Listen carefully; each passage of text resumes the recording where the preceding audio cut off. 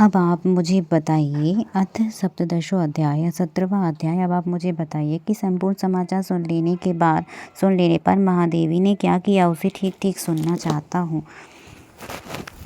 हे मुनि श्रेष्ठ,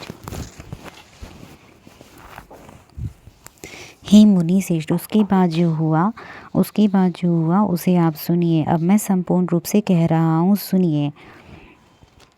गणाधिपति उस गणेश के मार दिए जाने पर शिवजी के गणों ने मृदंग एवं पटह बजाए तथा महान उत्सव किया। ही मुनीश्वर, शिवजी भी गणेश जी का शिर छेदन कर गेहूँ दुखी हुए। उसी समय गिरिजा देवी अत्यंत क्रोधित हो गईं।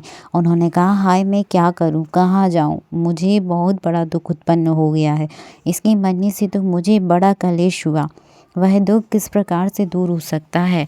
सभी देवताओं गणों ने मेरे पुत्र को मार डाला है। तब मैं उनका नाश कर दूंगी अथवा प्रलय कर दूंगी। इस प्रकार दुखी हुए उन सर्वलोक महेश्वरी ने उसी क्षण कुपित होकर करोड़ों शक्तियों को उत्पन्न किया। तेज से जाज्वल्यमान उन उत्पन्न हुई शक्तियों ने जगदम्बा पार्वती को नमस्कार कर कहा, हे माता आज्ञा दीजिए।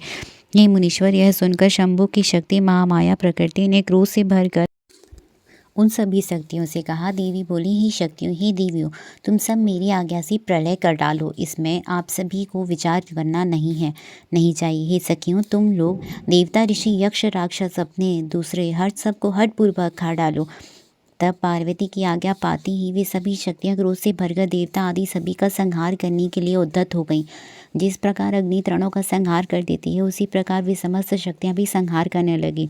गणाधिप विष्णु, ब्रह्मा, इंद्र, शंकर, यक्ष, राज, स्कंद अथवा सूर्य आदि का वे निरंतर संहार करने लगी। जहाँ जहाँ दृष्टि जाती वहाँ केवल शक्तियाँ ही दिखाई पड़ती थीं। उस समय कराली, कुब्ज का खंबा, लंब शीर्षा आदि अनेक शक्तियां देवताओं को हाथ में पकड़कर मुख में डालने लगी। उस संहार को देखकर ब्रह्मा, हरि और इंद्रादि सभी देवतागण ऋषि इस संदेह में पड़ गए कि क्या देवी अकाल में ही प्रलय कर देंगी। इस प्रकार उनमें जीवन की आशा समाप्त हो गई। सभी लोगों ने मिलकर कहा कि अब हमें क्या करना चाहिए, सब लोग इस पर विचार करें। इस प्रकार परस्पर विचार करते हुए वे कहने लगे, यदि गिरिजा देवी प्रसन्न हो जाए तो शांति हो सकती है, अन्यथा करोड़ों उपायों से भी शांति संभव नहीं है। अनेक प्रकार की लीलाओं को करने में प्रवीण शिवजी भी सबको मोहित करते हुए लौकिक वती का आश्रय लेकर दुख में पड़े गए। किंतु सभी देवताओं की कमर उस समय टूट गई जब पार्वती के पास जाने का प्रश्न उठा। उन्होंने सोचा कि पार्वती साक्षात क्रोध की मूर्ति है, कोई भी उनके सामने जाने का साहस नहीं कर सकता है। हे मुनि, उस समय देवता, दानवगण, दिक्पाल, यक्ष, किन्नर, मुनि, विष्णु, ब्रह्मा, महाप्रभु, शंकर आदि अपना पराया कोई भी गिरिजा के सामने खड़ा होने में समर्थ नहीं हुआ। सभी ओर से पार्वती के जलते हुए उस दाहक तेज को देखकर सभी लोग दूर खड़े हो गए। उसी समय दिव्य दर्शन वाले आप नारद देवगणों को सुखी करने वहां पहुंच गए। पास आकर ब्रह्मा, विष्णु, शंकर को प्रणाम कर सबके साथ मिलकर आपने आप कहने लगे, सोच विचार कर ही कोई काम करना चाहिए। उसके बाद सभी देवताओं ने आप महात्मा के साथ मंत्रणा की कि दुख की शांति किस प्रकार होगी। इसके बाद उन्होंने कहा, जब तक गिरिजा देवी कृपा नहीं करेंगी तब तक दुख की शांति संभव नहीं है, इसमें कोई विचार नहीं करना चाहिए। उसके बाद सभी ऋषि आपको साथ लेकर पार्वती के पास गए। क्रोध शांत करने के लिए शिवा को प्रसन्न करने लगे। सभी ने बारंबार प्रणाम किया। अनेक स्रोतों से स्तुति करके उन्हें प्रसन्न करते हुए देवगणों की आज्ञा से प्रेम पूर्वक कहा। देवर्षि बोले, हे जगदम्बा, आपको नमस्कार है। आप शिवा को नमस्कार है। आप चंडिका को नमस्कार है। आप कल्याणी को नमस्कार है। हे अम्ब, आप ही आदि शक्ति हैं। आप ही सर्वदा सृष्टि करने वाली, पालन करने वाली, प्रलय करने वाली शक्ति है। हे देवी, से आप प्रसन्न हो, शांति कीजिए। आपको नमस्कार है। हे देवी, आपके क्रोध से सारा लोक के विकल हो रहा है। इस प्रकार आप सभी ऋषियों ने मिलकर पराम्बर की स्तुति की। तब भी क्रोधपूर्ण दृष्टि से उनकी ओर देखती हुई उन शिवा ने कुछ भी नहीं कहा। पुनः सभी ऋषियों ने उनके चरण कमल को नमस्कार कर परम शक्ति से हाथ जोड़कर धीरे से शिवा से कहा, हे देवी, क्षमा कीजिए, इस समय प्रलय होना चाहता है। हे अंबिके, आपके स्वामी यहीं पर स्थित हैं। देखिए हम कौन हैं, ये ब्रह्मा, विष्णु आदि देवता कौन है। वस्तुतः हम सब आपकी प्रजाएं हैं। आप हाथ जोड़कर खड़े हैं। हे परमेश्वरी, हम सभी का अपराध क्षमा कीजिए। हे शिवे, सभी लोग व्याकुल हैं, अतः इनकी शांति कीजिए। ऐसा कहकर सभी ऋषिगण अत्यंत दीनता से व्याकुल अंबिका के सामने हाथ जोड़े हुए खड़े रहे। इस प्रकार उनका वचन सुनकर चंडिका प्रसन्न हो गई और करुणार्थ चित्त वो ऋषियों से कहने लगी। देवी बोली, यदि मेरा पुत्र जीवित हो जाए और तुम लोगों के बीच प्रथम पूज्य हो तो यह संहार नहीं होगा, यह आज से सबका अध्यक्ष हो जाए। यदि तुम लोग उसे ऐसा कर दो तो लोक में शांति हो सकती है, अन्यथा तुम लोगों को सुख की प्राप्ति नहीं होगी।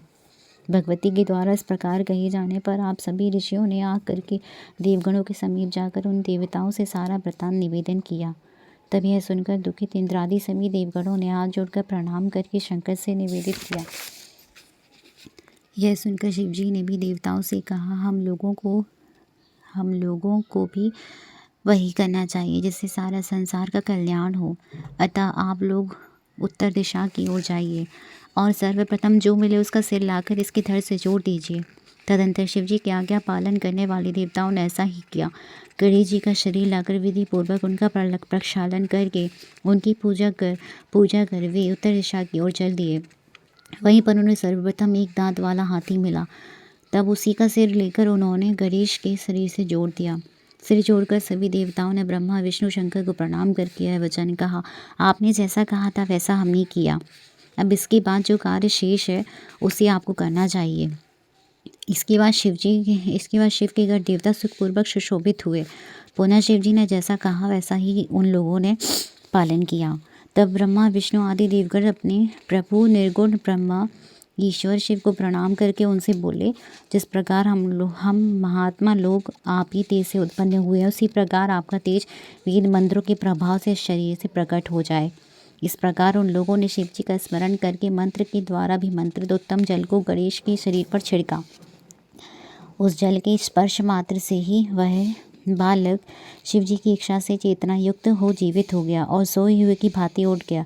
वह सुबह अत्यंत सुंदर वर्ण वाला प्रसन्न मुखमंडल वाला अत्यंत तेजस्वी मनोहर आकृति वाला था। मुनीश्वर उस बालक को पार्वती पुत्र को जीवित देखकर लोग अत्यंत प्रसन्न हो गए, सबका दुख नष्ट हो गया।